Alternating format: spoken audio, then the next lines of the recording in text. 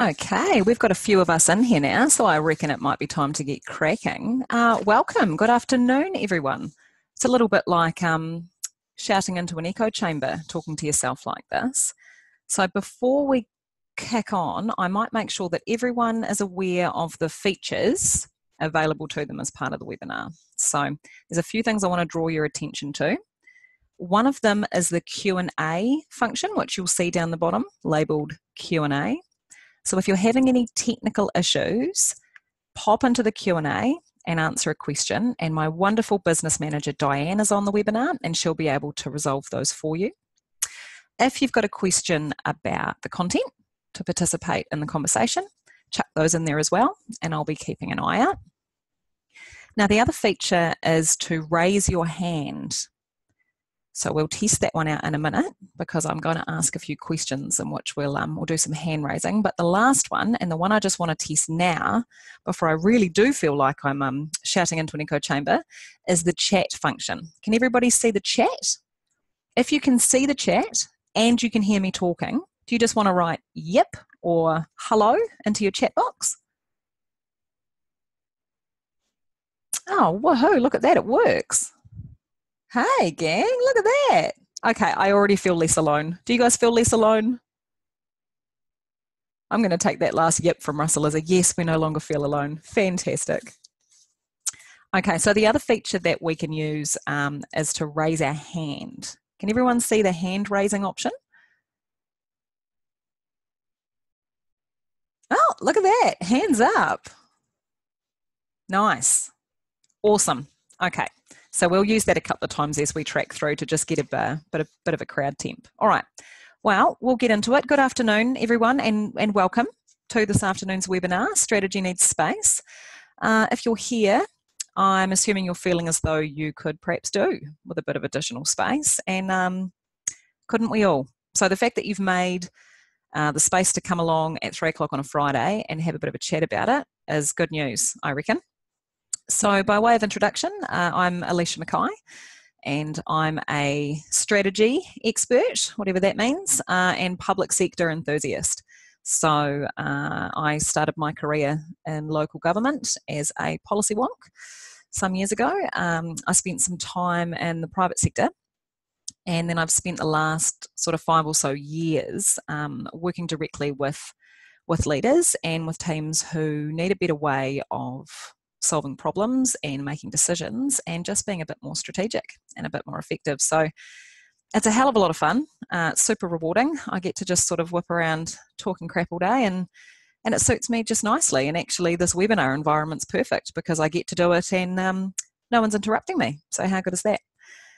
But look, what I'm learning with the kind of stuff that I'm doing at the moment is that it's not that people don't know or understand what goes into good planning and good decision making and getting shit done. It's more that making that a reality is extremely difficult, and that's not exclusive to the public sector. You know, I work across public and private sector agencies and I see the same stuff. But I think that in the public sector, we've got some fairly unique constraints that can make change, and particularly the pace of change, challenging. But can I get a quick, let's test our hands up feature. How many of you here are employed in the public sector? Ah, cool. Oh, cool. So that's most of you. We've got a few private sector lurkers in here, so that's wonderful. And nothing that we talk about today is exclusive to government, not by any stretch. These are principles that are useful across the board. But good to see the spread and see where you're all at. So while I'm talking, I will tend to use a public sector reference point. But look, these principles around finding space relate right across the board. So I think I'll start with a little story, which is about what I think. Here's what I've decided to make it about, because you get to decide what to do with your own stories. I think it's about the non-linear relationship between time and impact. So when I left university, I started my career at a little council, in the South Island. I was 22, full of energy, keen to get cracking into the public service, and honestly, I thought I was a pretty good choice for an employee. So because I had kids when I went through university, I was extremely good at getting shit done within a very limited window. And those of you who've ever tried to work at home with your children will know exactly what I'm talking about. So I had quite a finely developed knack for kind of focusing on what needed to be done and smashing through it. And you would think that this capability would be appreciated by a potential employer, wouldn't you? But look, as it turned out, this was not my experience. Like, I had a bit of a culture shock when I stepped into the world of public sector strategy. So I learned pretty early on that at least the workplace that I was in, getting more done was not necessarily the way to keep my manager or the HR department happy. So it felt quite early on that potentially the most important thing was to be in the door before 8:30 a.m. and out the door no earlier than 5. So irrespective of whether I spent the first and last hour of my day on Trade Me or reading the news, the most important thing was that I was there, as opposed to how much impact I had. And I was so baffled by this. I mean, how could it make more sense for me to do less over a long period of time than to get more done and duck out the door? Anyway, look, there's a reason I'm not employed. But when I look back on this now and I sort of have a bit of a think about what that means, there's a few things from that experience that really stand out to me. And one of them is about, I guess, what I'd consider to be old ways of working. So I think in particular how poorly that conventional model of trading time for money and assuming that more of one means more of the other, how poorly that applies to strategic and to knowledge-based roles. But the other lesson I get out of that when I look back, I think, is that it demonstrates quite a poor understanding of the real currency of impact. And I think that time is definitely a part of that currency, but I really don't think it should be the main exchange. So when I think about that currency and I think about making meaningful, big picture progress, what I think about is perspective. And I guess the more colloquial way to think about that perspective is actually the aha moments. Those aha moments that you have and those decisions you make that have more impact than the last 2 weeks that you've just spent at your desk, where you go, aha, I get it now. Yeah. So those are the moments where you challenge old perspectives, you embrace potential new perspectives, and you break through. You find new ways to battle old problems. And I mean, that amount of perspective could not be more relevant than in a policy position where critical thinking is your number one kind of go-to. It's your number one capability. But yet, this wasn't the case. So as far as I can tell, and to be clear, I haven't held down a conventional job for a number of years, the misunderstanding within a work environment about what that currency should be doesn't seem to have changed. So that trading time for impact assumption still seems to be a big part of the way that we understand our potential for having an impact. And I see this not just in terms of the way we talk about spending our time, but also the ways that we think about how we can get more of it. So capacity is a really big one here. I hear a lot, if we just had more people, we could get more done.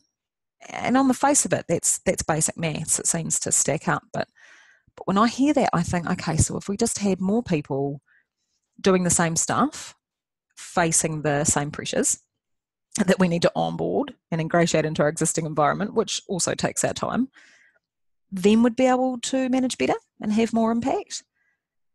And it doesn't quite stack up, does it? Because while we're still trapped thinking like this, while we're still trapped thinking about trading our time for impact, our work and our overall operating environment is getting more and more complex. Yeah? Can I see a show of hands? Who feels as though their work is getting more complicated now than it was a couple of years ago? Yeah. Okay, I'm preaching to the converted here, aren't it? Wow. Okay, yes, I'm preaching to the converted. This is a full show. Okay, very good. Yeah, so everything's getting a little bit trickier, and technology is advancing. Our expectations of ourselves and our teams are going up. Our customers' expectations are changing. Our community's expectations are changing. And our mandates seem to expand and expand and expand, but very rarely contract. Yeah, and I don't think that's limited to government when I say that, but I know in particular that I can't think of a public agency or a council who feels as though anything's come off their plate. So I read a good book last year. Wow, actually, the book's a little bit iffy. I mean, there's some parts of it that don't really land with me. So that's a great endorsement, isn't it? But the message in this book, and it's a book called Margin, and it's by Richard Swenson, is that this trend we're seeing, that increase in complexity, is inevitable. So progress by its very nature doesn't make things simpler. Progress means that things get harder. And we don't seem to learn this lesson. So even though when we look back at history, that's the way things have always been, we don't seem to learn. And I think the best application of that logic at the moment is around automation and artificial intelligence, because we're selling ourselves a story that we're going to put ourselves out of a job, or we're going to make our jobs easier, or we're going to reduce our work hours. And I might be a skeptic, but I just don't see that playing out like that. I mean, if you think about email's a good one. That should have made our lives easier. It was going to. It was predicted to send our working hours way down. Has anybody experienced, put your hand up, has anyone experienced a reduction in their working hours as a result of email? Silence. Yeah, exactly. And I mean, even if you want to apply that to things like household technology, it'll be so much easier to manage all of our responsibilities at home when we've got, washing machines and vacuum cleaners. Well, it's not really how it panned out. So according to Richard Swenson, the trick is margin. He says that marginless is the disease of the new millennium, and margin is its cure. So what he's saying here is that unless we can create the breathing room in our lives, whether that's at home, whether that's at work, whether that's in our relationships, we're going to be too overloaded to extract the kind of fulfillment and meaning out of our jobs and out of our lives that we should be able to.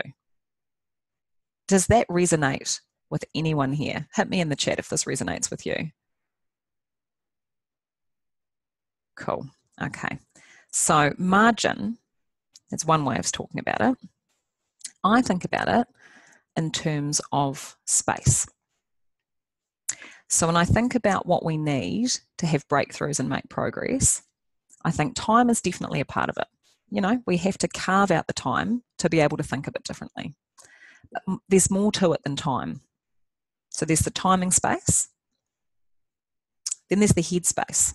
So we've actually got to be able to experience a bit of pattern disruption and challenge the way that we are thinking about things. Find a way to kind of trip the wire in order to get that space.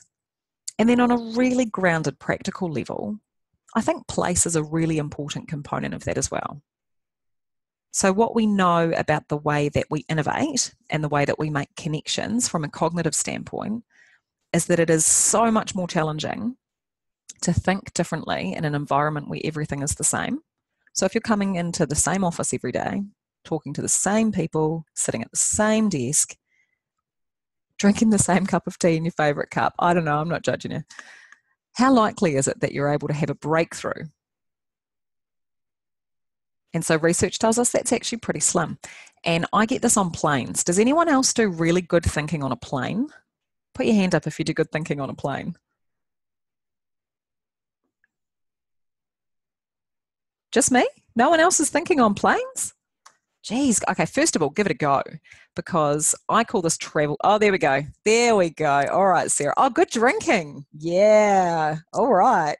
I hope that's for the long haul and you're not just like breaking it in between an Auckland to Christchurch. That's fantastic. Train. Yep. Yeah, absolutely.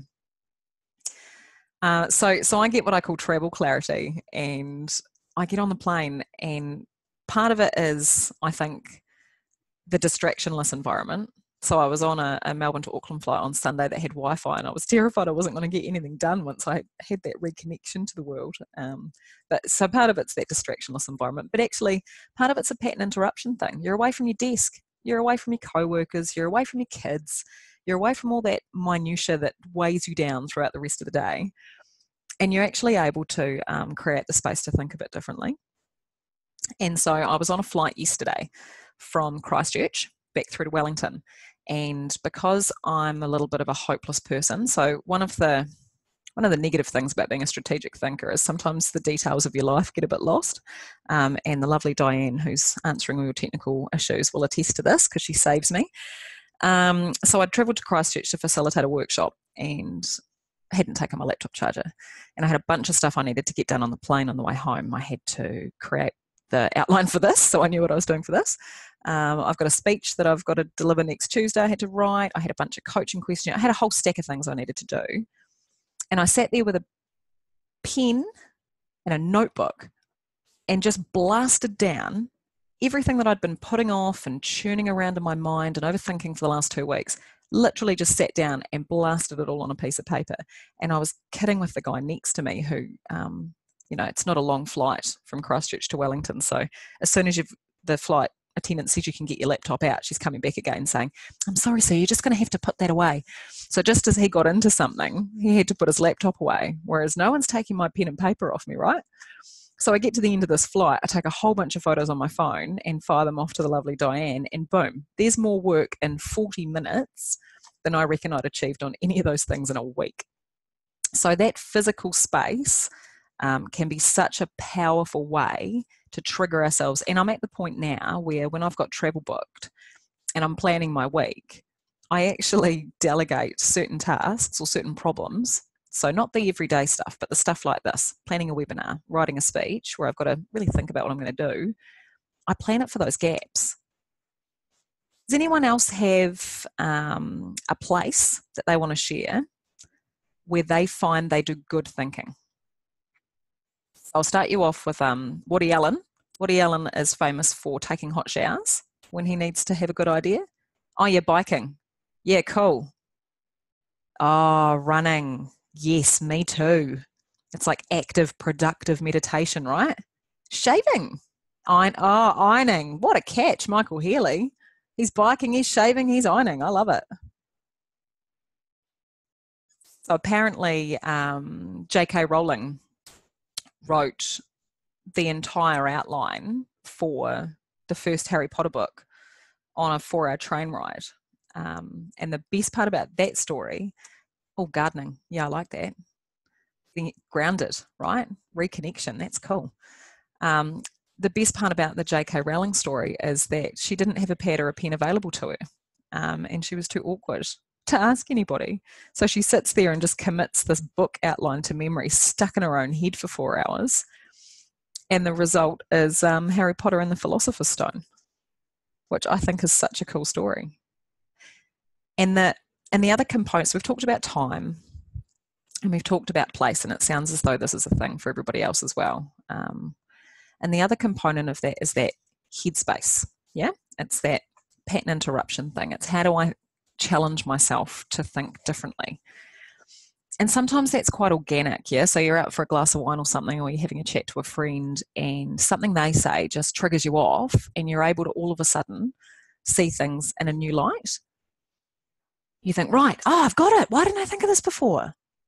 So that headspace thing is really important. And this isn't pseudoscience either. So this isn't like, wouldn't it be nice to sit around under a tree and philosophize? I mean, this is stuff that's proven to significantly increase our effectiveness at work.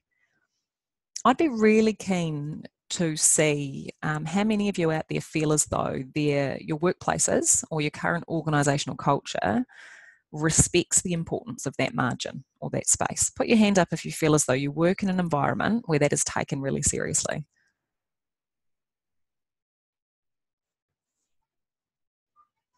Two of you. Oh yeah, 3 of you. It's not terrible. I'm pleased there are some of you that feel like that.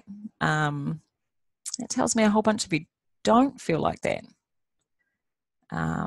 I'm sure it's not as bad for you guys as it was for me in Provincial New Zealand Council some years ago, but interesting to see that that's unchanging. So I think there's a perception around that when you're already at peak capacity, when you're already spinning those wheels so fast, that taking space could just be like the straw that breaks the camel's back, right? Like, yeah, cool, I'll leave my desk for half a day and then the whole place is going to turn on fire and we'll see how we get on. Which isn't really a valid fear. I mean, I know you're all irreplaceable. We're all indispensable, all of us. But what I do know is that when we're in a situation where everything turns to shit, so you've got a sick kid at home, or you come down with the flu, or there's a real disaster, you're pretty quickly able to rearrange your life so that you can attend to the most important stuff and go and prioritize that stuff. So it is possible. It's just that we don't tend to make a regular habit of it. But there are companies that do, and look, I don't work at Google, so I can't really go telling you what happens at Google. But the urban myth is that at Google, there's an 80-20 rule. So all employees are encouraged to allocate 20% of their time to working on big picture stuff, new projects, new ideas, new initiatives that will advance them professionally and or will advance the company, which I think is so cool. And I feel like if Google can manage that, then we probably can in our environments as well. Yeah? Because where we tend to end up putting our focus, instead of creating margin and taking space, is somehow just trying to do more stuff or the same amount of stuff faster or better. Does anybody work in an environment where you feel as though productivity is valued over innovation? I know that's a heavy question, isn't it? Put your hand up if you think productivity is more important than innovation in your current workplace.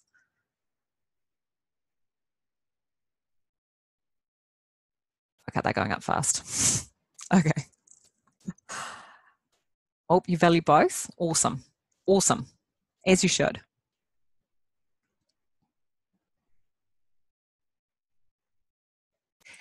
I read a study not very long ago. Michael Porter, the guy that came up with the 4 P's of marketing, whatever it was, he goes and follows all of these CEOs, 27 CEOs of billion-dollar companies, Fortune 500 massive companies, for 13 weeks. And he follows how they spend their time, which I thought was fascinating, given that I care about this stuff, yeah? So off he goes, follows these CEOs for 13 weeks, and at the end of it is able to collate all of his data and present back how they're spending their time. And I think what we see in the media is the Elon Musk version of being a CEO, or the Tim Cook, where these people are working, 18 hours a day, 20 hours a day, and their staff are getting emails at 4 o'clock in the morning, and we see that. But that's quite deceptive, actually, because when Michael Porter goes and talks to these chief executives, what he finds is that the average chief executive actually spends almost half of their time, like 40-something% of their time. I know, really specific statistics, eh? That's why I'm not a statistician. On activities that further their business. Not only that, the average here is that each of those chief executives spends, on average, half an hour every morning, not every week, but every morning, on their strategizing and planning. So they don't touch their emails, they don't touch their phone calls, they don't talk to their staff. They spend the first half an hour, on average, thinking strategically about what they need to achieve. Now, the most interesting results for me of those studies was the amount of space that those chief executives created in their lives, the amount of margin they built in. So the most successful of those chief executives were able to report some serious diligence about the time they spent away from work. So the daily average on exercise was 45 minutes. The amount of sleep that they got on average, 7 hours. And the amount of time that they spent with their families on average was 3 hours a day. So these are the most successful, and we would assume busy guys that we can think of who are creating a really sensible and ambitious amount of margin and space in order to be effective. So Richard Branson, everybody likes quoting Richard Branson because he knows what's up. Richard Branson reckons that a morning workout adds 4 hours of productivity to his day. Does anybody else reckon that working out makes them more productive in their daily life? Pop your hands up. Oh, okay. Boom. Just like that. Yep. This one's without question. Okay. Yeah, me too, right? And I should have remembered that this morning when I didn't. Because this stuff's easy to know, but hard to do. So old Archimedes. You know the bath guy? Everybody know the Eureka story? Ancient mathematician, hopping in the bath, just having a bit of time out, you know? Having a bath, why not? Kicks back, he's watching everything in the bath. All of a sudden it hits him. This guy figures out buoyancy. So that's a pretty severe achievement. Jumps out of the bath in his towel, goes racing down the streets of his village screaming, Eureka, Eureka! He's figured it out. He's figured out buoyancy. Imagine if he had stayed at his desk all night. Didn't take the time for a bath to get away. So this guy's in the bath having good ideas. Woody Allen's in the shower. Is anybody else in water? Do you create space in water? Yep. Yeah, awesome.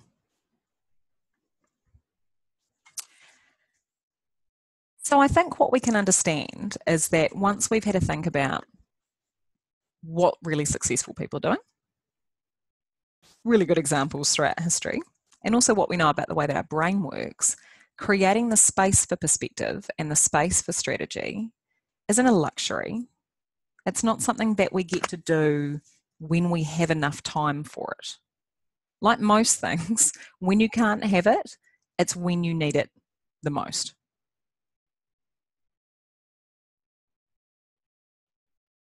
So there's that Edison quote that if I was arguing with me right now, I'd be pulling out some logic like this, right? Well, you know, genius is 1% inspiration and 99% perspiration. Anybody heard that one? Well, I discovered the other day that actually there's another half to that quote that people don't add. So the full quote goes, genius is 1% inspiration and 99% perspiration. Accordingly, a genius is often merely a talented person who has done all of his or her homework. So this ties into this idea around sudden illumination. So it's the idea that if you spend all of your time in the bath and none of your time being a mathematician at your desk, you're probably not going to have significant scientific breakthroughs. You're probably not going to make massive progress on the big stuff. But if you spend most of your time doing the hard slog and doing the work, and then as the cream on the top of that, you create the space to let that sink in and connect and fire up, you get that sudden illumination. So it's the work gone before coming together and being activated by the margin and creating the space.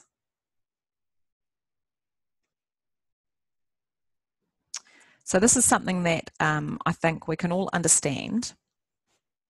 Doing it's quite tricky. So I would love to hear from the rest of you a little bit about the ways that you create this kind of space in your work life or in your home life. I'm happy to unmute someone if you want to pop your hand up. You can share a little bit about how you like to do that. Who wants to put up their hand? All right, we'll go to you. Is it Sarah or Sarah? Oh, are you unmuted? Oh, it doesn't want me to unmute you. There we go. Can you hear us, Sarah? Maybe try clicking your microphone. There we go. We won't now. Hey, welcome. How do you like to create space in your life, Sarah? That's probably a good question. I probably don't create enough space, truth be told. I think having, if it's possible in your office, having a space that you can get away and get a different perspective, I think is quite important. We've just recently moved into a new office, and I think that's probably the one thing we didn't land as well as we could have. Yeah. Kind of that breakout space, you thinking? Yeah. Yeah, totally. Anyone else want to share potentially some of the ways that they like to create space, either in their diary or physical space?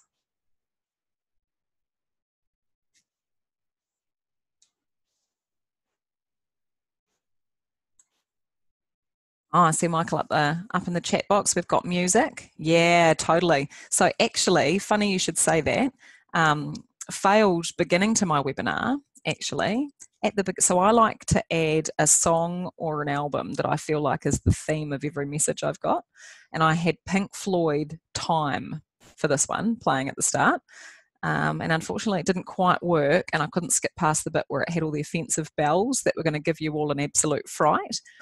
But totally, music it creates a different way of connecting with a message, doesn't it?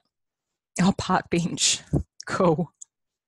Yeah, I like that. Like eating your lunch or just, sleeping there? What do you reckon?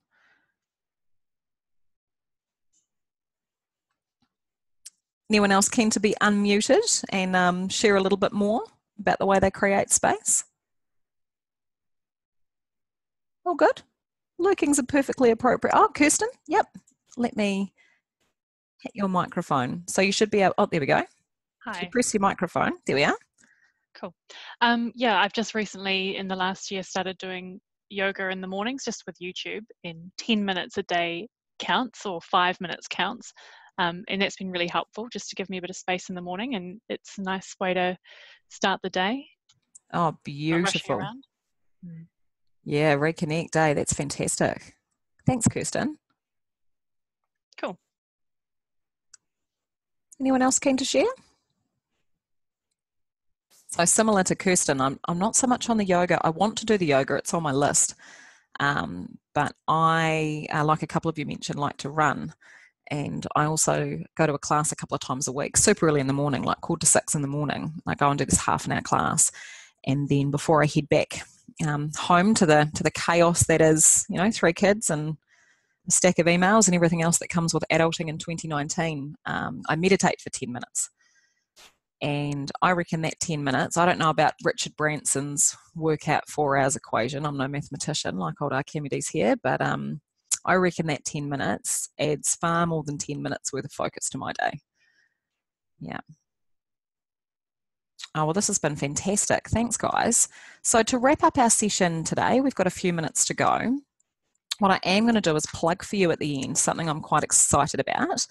Now, this is just that web address. This has just gone online today, and this doesn't officially launch until next week. So you guys, as my webinar attendees, are the first adopters and the first to learn about this really exciting new thing that I'm doing. So look, I've got this new program launching called Strategy Space, and it's kicking off next month. Unfortunately, for those of you who are dialing in from the private sector, first edition of this program is only for public leaders or for those that work with public leaders. So I do give my apologies for that. And for those of you dialing in from across the country, we're only kicking off in Wellington. So I've probably just made this impossible for most of you, which is a bit rude, isn't it? But anyway, the idea of Strategy Space for me is to target something I see a lot with public leaders who just tell me, look, we know we've got a lot of good ideas. We know where we need to go with this initiative or this project, but we just can't find the bloody space to actually take action on it. We go to work with the best of intentions, but all the little stuff before we know it is just gobbling up our time. And I hear that and I get that, and my office is in my house and my 3 children are here, so I totally understand that.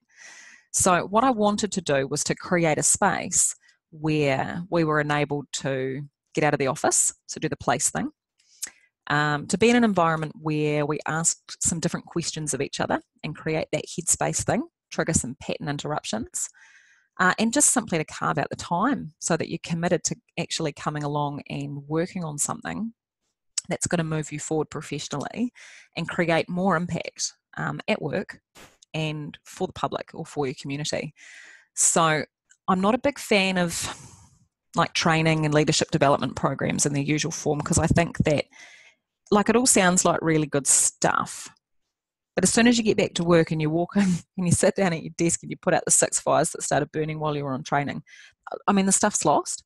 And so if you can apply it straight away to what you're actually doing in your life, you're far more likely to actually take that new information on and actually be able to apply those frameworks to your everyday life. So the setup for Strategy Spaces, it's a 3-month program.